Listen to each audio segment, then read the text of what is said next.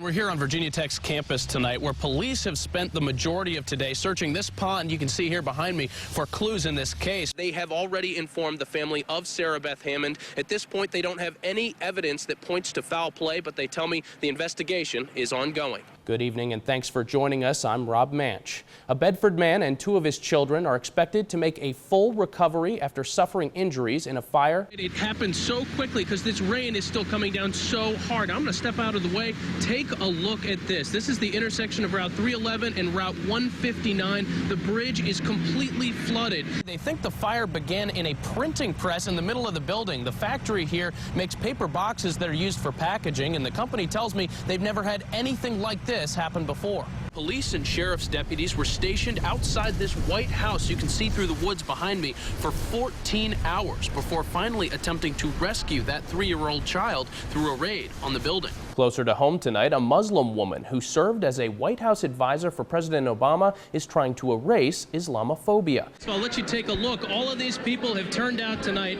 to support Jane Dittmar here at the election party as we eagerly await the results in the 5th District election. And here with me is Jane Dittmar tonight. And Jane, tell me, what issue did you think was most important to voters as they went to the polls and put your name on the ballot today? Waldron says all his employees had left for the night by the time the thieves arrived after 6 o'clock Tuesday night, stealing the trailer and everything in it right from the spot where I'm standing. The entire school has turned out for this announcement this morning. Every single student here in the auditorium to see the Today Show. As you can see, I'm in the back of an armored Humvee vehicle with the 1 1/16th Division of the National Guard. We're actually out on the roads right now. This line here at Target has been building throughout the afternoon, and check it out. You can see people filing in by the hundreds into the store. Police held a press conference today at 1 o'clock this afternoon to break down what they know up to this point. And aside from naming keepers as that second person charged in connection with Lovell's disappearance and death, they also revealed that the man charged with her murder knew her beforehand and used his influence over Lovell to ultimately abduct and kill her. We have some very wounded folks in our community. The town of Blacksburg was in mourning Sunday, learning that 13-year-old Nicole Lovell is dead and 2 aspiring students at Virginia Tech may be responsible. 18-year-old David Eisenhower is charged with Lovell's abduction and murder. Now, police say he had an accomplice. 19-year-old Natalie Marie Keepers has been charged by Blacksburg police with 1 felony count of improper disposal of a body and 1 misdemeanor count of accessory after the fact in the commission of a felony. But even more disturbing, police say Eisenhower knew Lovell beforehand and planned her death. Based on evidence collected to date, we have determined that Eisenhower and Nicole were acquainted prior to her disappearance. Eisenhower used this relationship to his advantage to abduct and then kill her. These details have come to light following a 4-day search pursuing hundreds of phoned-in tips and social media leads with ground teams and even aerial drones provided by Virginia Tech. Police say the investigation is far from over. Investigators continue to be very busy today with pursuing the approximately 300 leads generated over the past 5 days.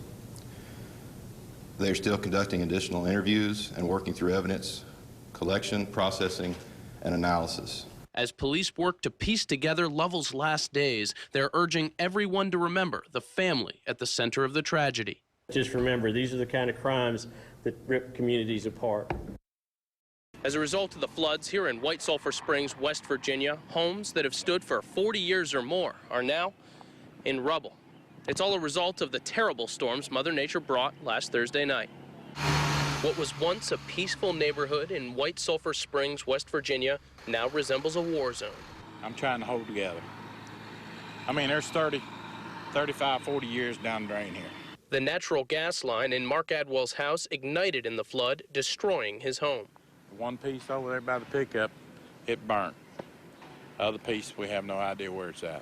Adwell's neighbor, Eddie Coleman's house, still stands, but with significant damage and most of his valuables destroyed. I can't comprehend. I mean, I've been here for 40-some years, and I've never seen anything like it in my life.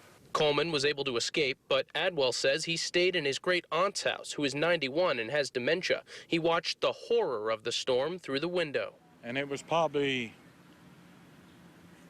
2.5, 3 foot in her house when my pickup hit the house. And I jumped down in the water to see what hit the house. I was afraid something was going to hit the house, knock a hole in it, and more water come in, or another house come down, knock us off, and we'll be floating down the river too.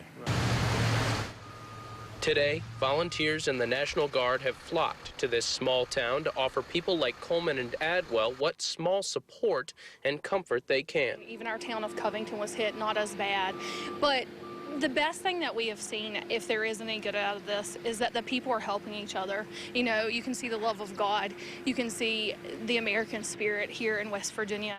Coleman says he hopes to rebuild his home one day, but the memory of that night will stay forever. It's sad that when you look out, you see where it used to be 3 or 4 houses, there's nothing there but dust now. Adwell says he doesn't plan to make White Sulphur Springs his home in the future, but like many, will spend the next weeks and months helping others rebuild. In White Sulphur Springs, West Virginia, Rob Manch, WSLS 10. Though he battled muscular dystrophy all of his life, Aaron Rucker served the Selma Fire Department for 16 years, and today that service was honored with one final ceremonial ride. He didn't have a disability in his eyes. He did everything he wanted to do. Judith Nicely says despite her son's disease, from the age of 10, the Selma Fire Department was the biggest part of his life. So it's only fitting he takes it with him when he goes. He said a fire truck would do, but he wanted all the pomp and circumstance that went along with that. A ceremony his friends at the department made sure Rucker wouldn't do without. They say the ride was the least they could do for a man who gave their department so much. He was very outgoing person and do anything he could to help any of us. He was limited to what he could do, but what he did do, he was proud of it, and we was proud of it too. As Rucker's casket finally made it to its resting place at Sharon Baptist Church, his friends and co-workers had one final tribute.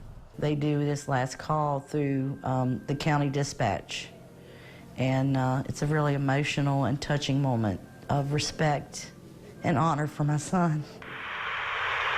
Attention all members, Selma Fire and Rescue. This is the final call for son, brother, uncle, and firefighter Aaron Lee Rucker, issued on this day, March 7th, 2016. Aaron carries with him our gratitude and appreciation for his service to the citizens of Allegheny County.